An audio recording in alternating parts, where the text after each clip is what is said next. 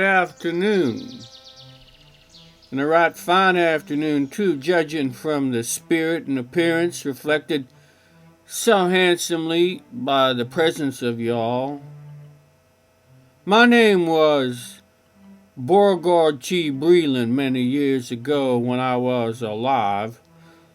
By some grand privilege granted to me by the Almighty, I stand here before you today, right here, among the many who are sleeping and resting in the stillness of peace under this hallowed ground.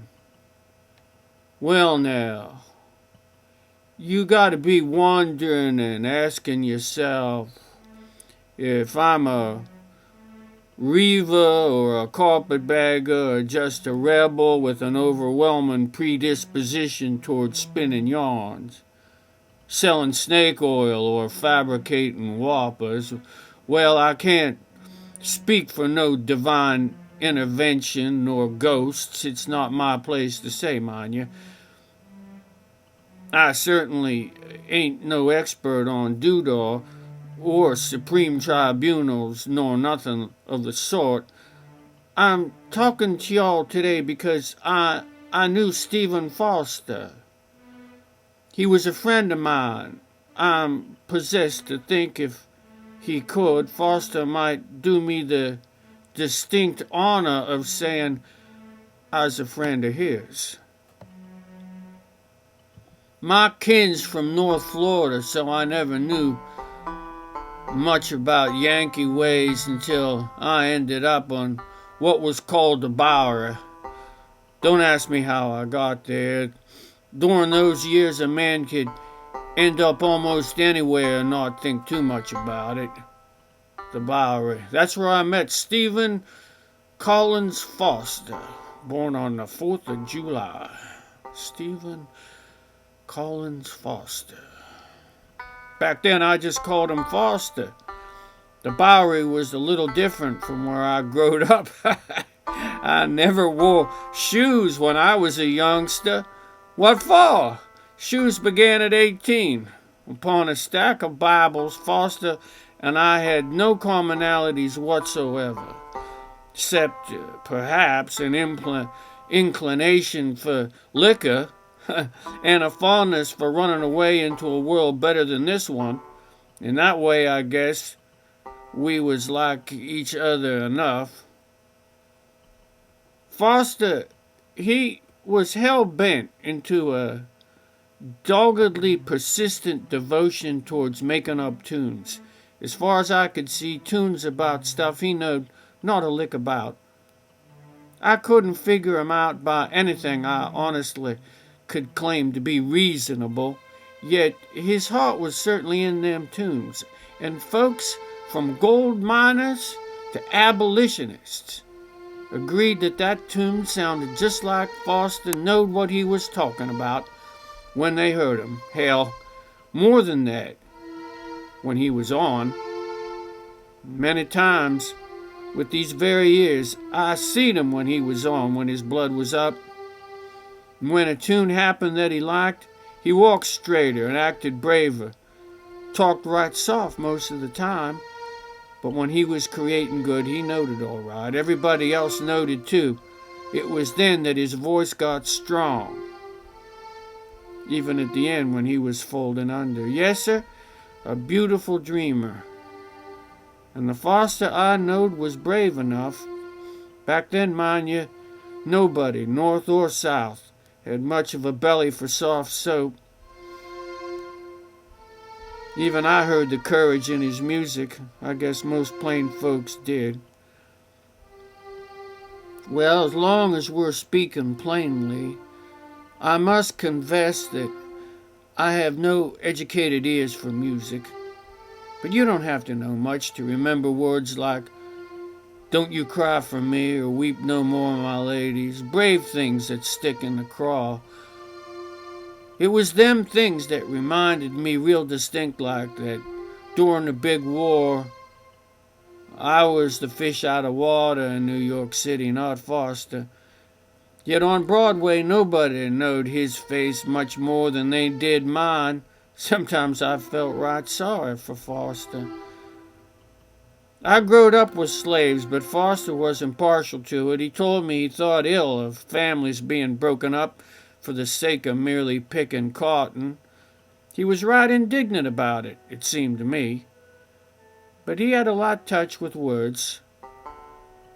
I was always surprised. Now, it was truly downright astonishing to me how he could suggest something so damn well without clearly telling you a damn thing about it at all. Ma'am, I beg your pardon for using words inappropriate, y'all.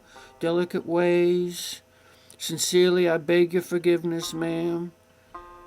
Didn't mean to say that bad word. But oh so clear, I remember one night on some city slicker street somewheres where Foster was drowned in some moody boyhood reverie. It was dreadful hot, and he was lying full out under the moonlight just like everybody else. He was attempting to escape that summer heat. He was rambling on, rambling. And he was talking to himself, eerie-like, about growing up and things right here in Lawrenceville. He recalled people and places with an exactitude that gave me a right peculiar feeling. And to this day, the sound of his voice instills in me a notion quite outside of my respectable self. Figured his tunes was just remembering what came natural to hisself. And that's why everybody who heard him thought he wrote 'em for them. Well, whether that's true or not ain't no never mind, 'cause I know different. I'm talking about malarkey, like way down upon the Swanee River. Foster didn't know a lick about that river.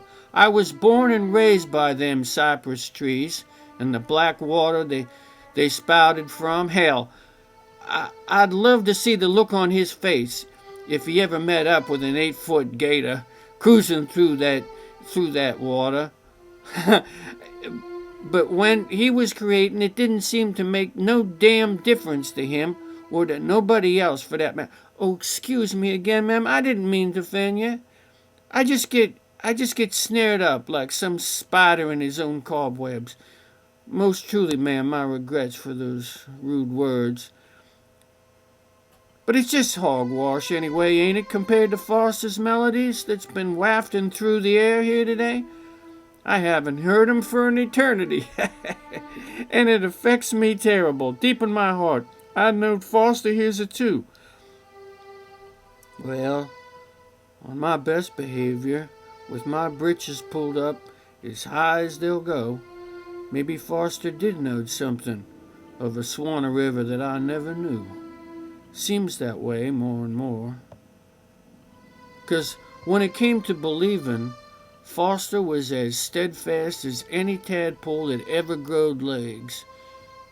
Come to think of it, I never had no talent for being fanciful like he did. With me, you either had enough gooseberries to make a pie or you didn't. With Foster, it was hardly ever like that. Maybe that's why he saw fit to acknowledge our profound differences without rancor. Gee, looking up here, these trees around here, right tall, ain't they? If only they could talk. But there's some stories in there that would raise a few hairs. Well, I guess I should stop rambling now and let y'all get back to enjoying yourselves. I bid you all a fine and pleasant day. Please come back here sometime, so Foster he don't get lonely. I'd truly like that. Thank you kindly, folks, for marking my poor words here today, and Foster, may perpetual light shine upon you.